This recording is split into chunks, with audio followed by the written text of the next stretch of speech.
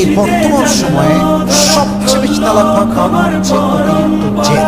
বেশিরভাগ মেয়েরা প্রচুর পরিমাণ জেদি, ঘাড় এতটা তেরা, যা বলেছে তাই বলেছে, এর বাইরে সে যাবেই না। অ্যাটিটিউড, ঘমন্ড, ইগো, অ্যারোগেন্স, এই অহংকার, এই জেদ, এই হিংসা, এই ব্যক্তিত্ব পরায়ণতা, নিজের প্রতি নিজের প্রচুর পরিমাণে তার এত বেশি সেলফ রেসপেক্ট যে ইগোর ঠেলায় সে বাঁচে না। এই জেদ একটা